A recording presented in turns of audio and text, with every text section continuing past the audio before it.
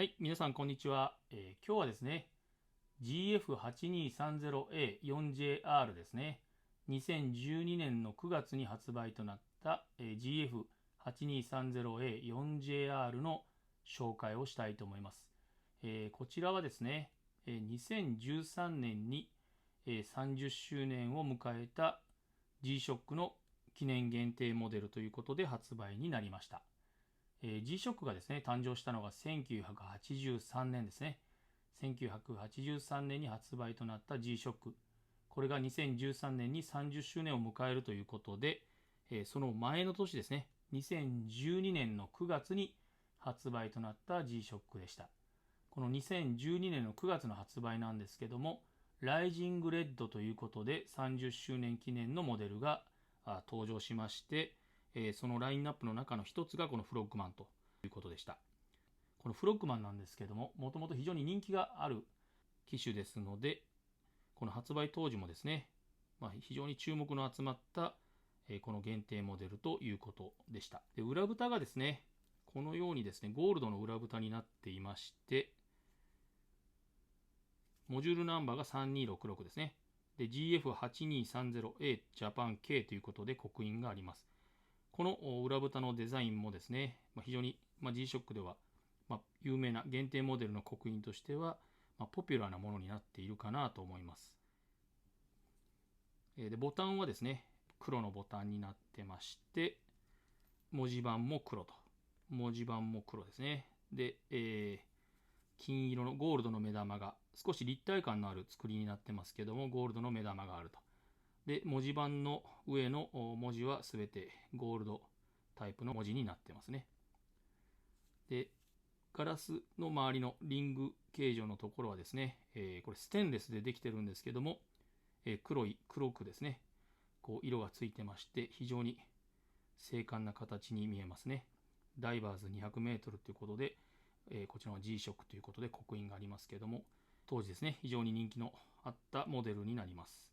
で、このですね、2012年9月に発売となったんですけども、これよりもですね、17年前に、こちらですね、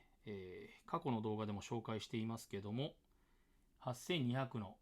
DW8200 の B の QA というモデルですね。1995年の9月に発売となりましたね。DW8200B の QA というモデルなんですけども、こちらもですね、文字盤が黒で、金色、ゴールドの目玉ということで、このライジングレッドのフロッグマンにも似たような作りになってまして、見た目もですね、このベゼル樹脂部品以外は似ているということで非常に人気があったと記憶しています。で、こちらですね、2012年9月に発売ということで、タフソーラーという、タフソーラーという機能をですね、備えてまして、文字盤を見るとですね、少しこう、ソーラー電池のパネルが配置されているんですけども、先ほどのですね、1995年に発売になった、DW8200B の QA のフロッグマンと並べてみてもですね、見た目タフソーラーなのかどうなのか分かりにくいというか分からないぐらいの仕上がりになってますので、完成度も高いということで当時非常に人気があったモデルになります。で、機能的にはですね、ダイビング用のフロッグマンということで、そこは変わりませんので同じような機能を持っていますけども、タフソーラーですね、わずかな光も動力に変えることのできるカシオのシステムですね。タフソーラーということですね。それに加えてですね、先ほどお話した通り ISO の 200m 潜水用防水ですね。フロッグマンというのは防水、非常に強力な防水性能がありますので、こちらの方も備えているということですね。あとはワールドタイムですね。ワールドタイムが世界48都市のワールドタイムを表示させることができたり、あとはですね、ムーンデータということで、ここにお月様のマークがありますけども、ムーンデータ、月齢だとか月の形の表示ですね。あとはタイドグラフですね。タイドグラフということで潮回りですね。こちらの表示もできるように進化しています。この辺りの機能をですね、この17年前のフロッグマンに比べて同じスペースの中でそういった新しい機能も盛り込んできているのがこのカシオさんの素晴らしいところですね。このフロッグマンの同じスペースの中に、そういった新しい機能を盛り込んできていると。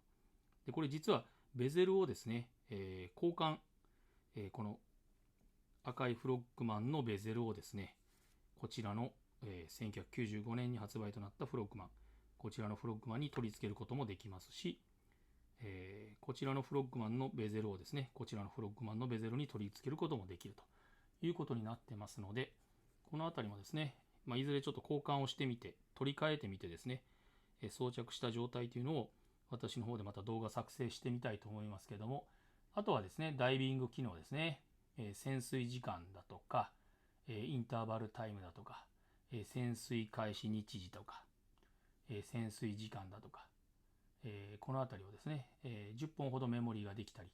あとはストップウォッチ機能だとか、タイマー機能だとか、時刻アラームもですね、こちら5本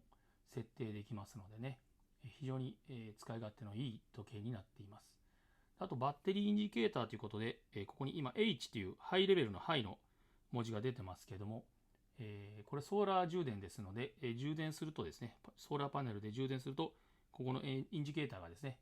1レベル、ハイのレベルだとか、ローレベルですね、になったり、ミドル、M の表示がされたりしますので、そのあたりを見ながら、充電をしていくと、ソーラー充電していくということになりますね。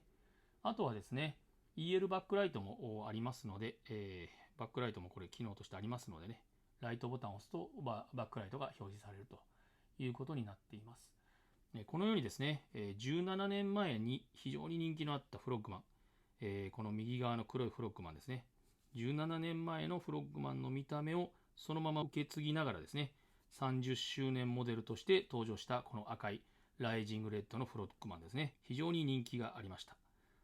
重さがですね、このライジングレッドの、こちらのライジングレッドのフロッグマンが、重さがですね、112g ということですね。112g になってまして、こちらのフロッグマンですね。黒い方のフロッグマンは 87g でしたので、少しですね、重たくなっているものの、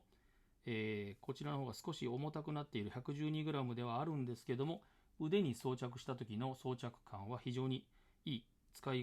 やすいような重さ、装着してても非常に